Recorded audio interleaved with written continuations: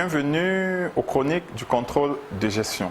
Pour ceux qui ne sont pas encore abonnés, n'hésitez pas à aller en dessous de la vidéo, cliquer sur s'abonner afin de recevoir systématiquement les prochaines éditions. Le sujet à l'ordre du jour est le reporting. Mesdames, Mesdemoiselles, Messieurs, les constats sont les suivants. Il y a des entreprises qui n'ont pas systématiquement de reporting, ça c'est clair. Mais il y a beaucoup d'entreprises qui ont des reportings, c'est-à-dire un rapport d'activité. Ils produisent des rapports. Mais la problématique est la suivante. Comment est structuré ce rapport? Quel est le contenu de ce rapport?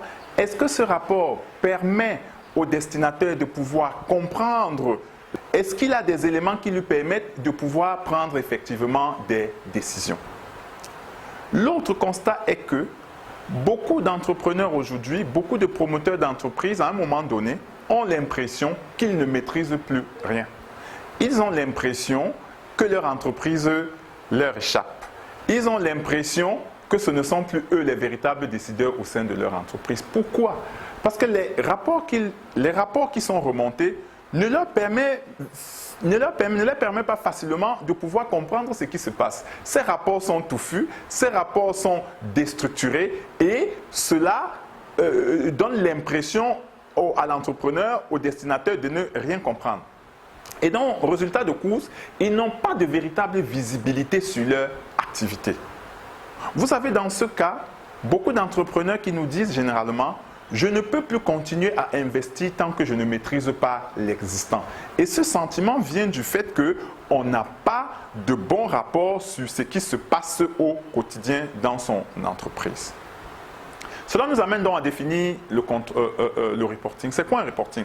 Reporting ou encore rapport d'activité est simplement un compte rendu d'une activité pendant une période donnée.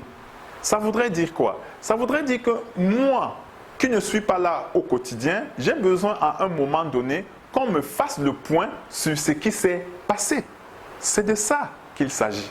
Donc, le rapport d'activité, le reporting d'activité d'une entreprise est simplement le fait de pouvoir rapporter ce qui s'est passé au sein de l'entreprise sur une période donnée.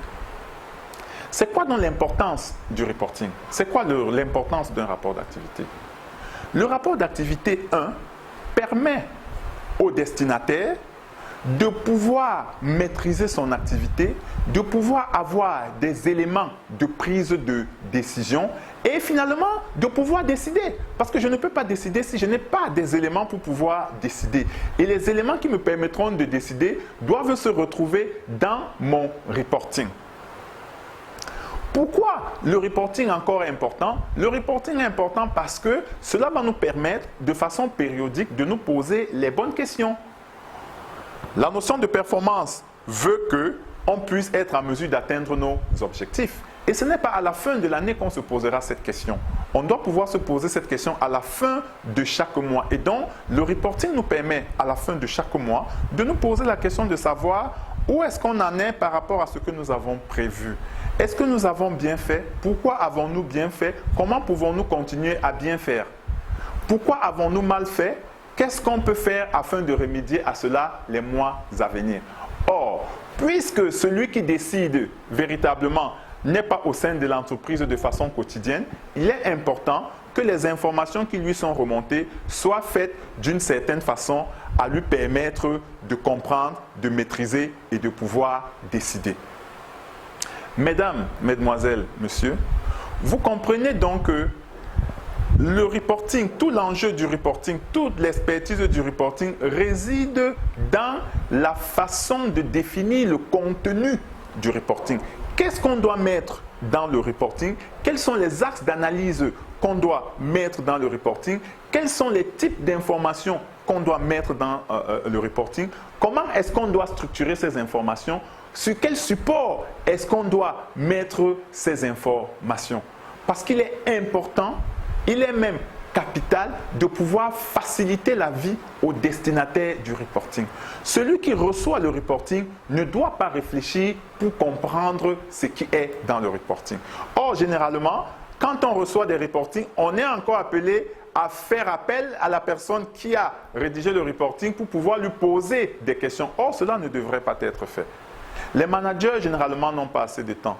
Les promoteurs, les chefs d'entreprise n'ont pas assez de temps. Ce qui voudrait dire que tous les reportings qui sont élaborés à leur destination devraient être d'une façon ludique, d'une façon simple, d'une façon compréhensible, de telle en sorte qu'ils puissent comprendre sans faire appel à vous et qu'ils puissent pouvoir avoir, sans trop réfléchir, les éléments de prise de décision. Mesdames, mesdemoiselles, messieurs, le reporting également, comme vous le savez tous, est un outil d'aide à la prise de décision. Ce qui voudrait dire que pour tous ceux qui élaborent des reportings, il faudrait le faire à temps parce qu'un reporting, aussi bien fait soit-il, s'il arrive après un certain temps, ne sera plus pertinent, ne sera plus important. D'où la nécessité de pouvoir avoir l'habileté à rapidement faire ces reportings et de le faire de façon optimale. Mesdames, Mesdemoiselles, Messieurs, la prochaine édition des Chroniques du contrôle de gestion sera consacrée à l'outil tableau de bord. Merci et à la prochaine édition.